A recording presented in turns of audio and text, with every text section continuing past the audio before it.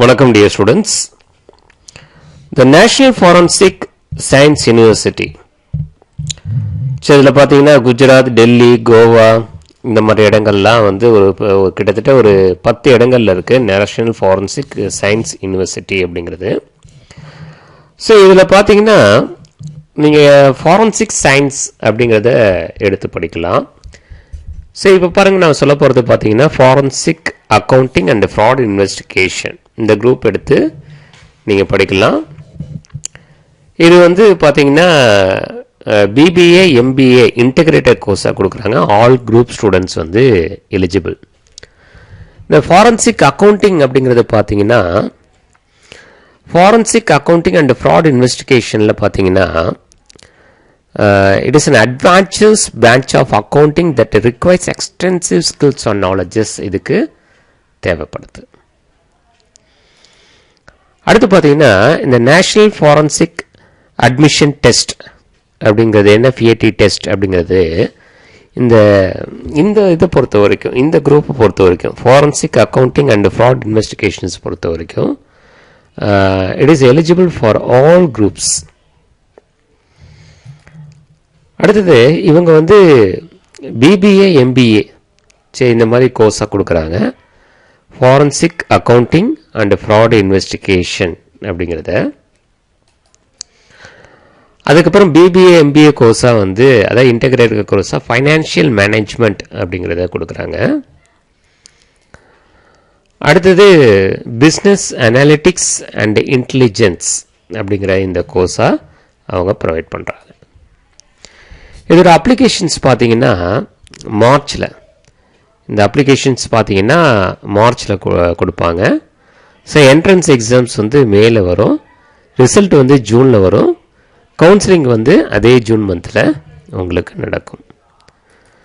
So இது யாருக்கு அப்படின்னா 10+2 பாஸ் பண்ணுவாங்க and 60% in your board exams. அவங்க போர்டு எக்ஸாம்ஸில் 60% இருந்தா ஸோ நீங்கள் வந்து இதுக்கு எலிஜிபிள்.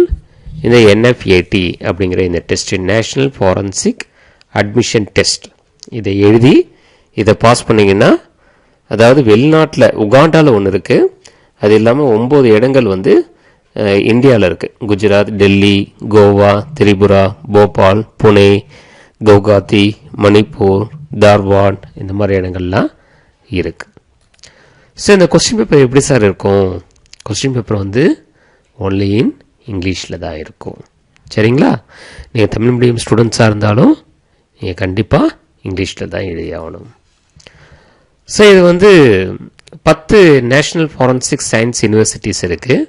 ஸோ ஒன்று குஜராத்தில், ஒன்று டெல்லியில், ஒன்று கோவாவில், இன்னொன்று திரிபுராவில், இன்னொன்று போபாலில், ஒன்று புனேயில், ஒன்று கவுஹாத்தியில், ஸோ ஒன்று மணிப்பூரில், அது கவுஹாத்தியில், Manipur, Pune, Guwahati, Manipur, Dharwad and Uganda. So இந்த இடங்கள்லாம் இருக்குது. சரிங்களா சார்? கொஸ்டின்ஸ் எப்படி சார் வரும்? சார் வந்து ஒன்று வந்து GK general knowledge 20 questions, logical reasoning and aptitude. சரி, இதில் பார்த்தீங்கன்னா 20 questions, mathematical reasoning and data interpretation. So இதில் பார்த்தீங்கன்னா 20 கொஸ்டின்ஸ் இருக்கும். அதுக்கப்புறம்னா கம்ப்யூட்டரை பற்றி ICT அது ஒரு 20 கொஸ்டின்ஸ், கம்யூனிகேஷன்ஸ் ஒரு 20 கொஸ்டின்ஸ். ஸோ ஆக மொத்தம் வந்து 100 கொஸ்டின்ஸ், ஒவ்வொரு கொஸ்டினுக்கும் ஒவ்வொரு மார்க். ஸோ வந்து உங்களுக்கு 100 marks. So the next dear students, forensic accounting and fraud இன்வெஸ்டிகேஷனில் அதாவது இன்ட்ரோடக்ஷன்ஸ், இந்த career requirements, roles and responsibilities, நிறைய அப்ளிகேஷன்ஸ் இருக்குது, வேரியேஷன் ஃப்ரம் ட்ரெடிஷ்னல் அக்கௌண்டிங், அதுக்கப்புறம் நம்ம கன்க்ளூஷன் என்ன அப்படிங்கிறத பார்க்குறோம். இந்த ஃபாரன்சிக் அக்கௌண்டிங் அப்படிங்கிறது ஒரு adventurous branch of accounting that requires extensive skills and knowledges அப்படிங்கிறது தேவைப்படுது. இந்த இன்வெஸ்டிகேஷன் அப்படிங்கிறது fraud and forensic accounting protects business from fraud, enhance the accuracy of financial statements and help to predict. So இதோட career requirements தேவைப்படுறது என்னன்னு பார்த்தீங்கன்னா excellent research skills தேவை, பொறுமை patience, great communications and presentation skills அப்படிங்கிறது தேவைப்படும். Investigation முடிச்சதுக்கு after investigation evidence is presented in a court of law. This requires good communications and presentation skills. இவங்களுடைய ரெஸ்பான்சிபிலிட்டிஸ் அண்ட் ரோல்ஸ் அப்படின்னு பார்த்தீங்கன்னா fraud and forensic accountants combine knowledge from different fields. These include business information, accounting and auditing principles, evidence and gathering. இவங்களோட Rolle's and responsibilities அப்படின்னு பார்த்தீங்கன்னா data and information analysis பண்ணுவாங்க, investigation methods and financial reporting systems.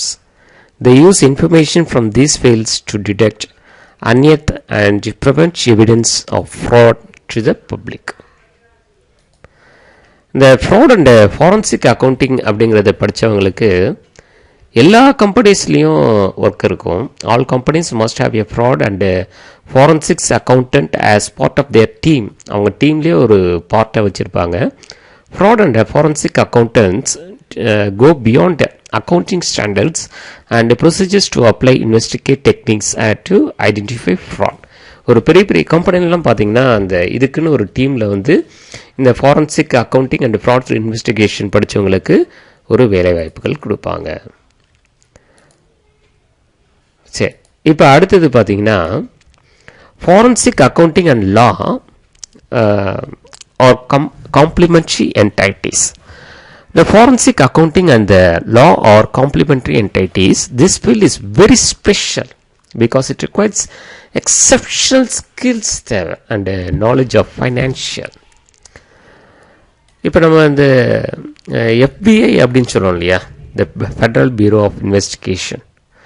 The forensic accountants have been collaborating with the FBI and எஃப்டிசின்னு சொல்கிறோம் இல்லையா, federal trade commissions, அதுக்கப்புறம் வந்து homeland security and government accountability office GAO to handle white collar crime. சரி, இதுக்கெல்லாம் வந்து அந்த எஃபிஐயோட எஃப்டிசியோட GAOட இணைந்து செயலாற்றுவாங்க இந்த படிப்பு படித்த மாணவர்கள். அடுத்தது fraud and forensic accountant.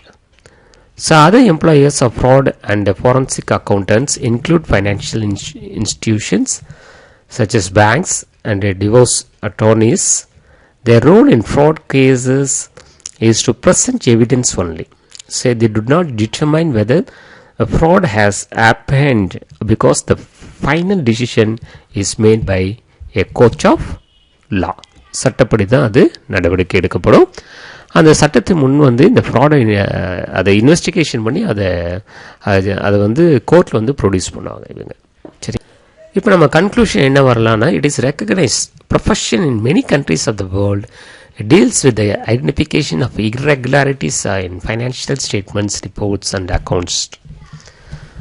So இந்த கோர்ஸை வந்து நேஷ்னல் ஃபாரன்சிக் அட்மிஷன் டெஸ்ட், அதாவது NFAT அப்படிங்கிறத நீங்கள் எடுக்கணும். ஸோ இதில் நீங்கள் ஃபாரன்சிக் சயின்ஸ் எடுக்கலாம், கிரிமினாலஜி எடுக்கலாம். அப்போ இப்போ சொன்ன இந்த நேஷ்னல் ஃபாரன்சிக் அட்மிஷன் டெஸ்ட் அதில் வந்து உங்களுக்கு வந்து அந்த forensics accounting and fraud investigation அப்படிங்கிறத எடுக்கலாம். அப்படின்னா வந்து இதே யூனிவர்சிட்டிஸில் பார்த்தீங்கன்னா சைபர் செக்யூரிட்டி இருக்குது, அதுக்கப்புறம் லா இருக்குது. இதெல்லாம் நீங்கள் எடுத்து மாணவர்களே நீங்கள் பயன்பெறலாம். Thank you very much.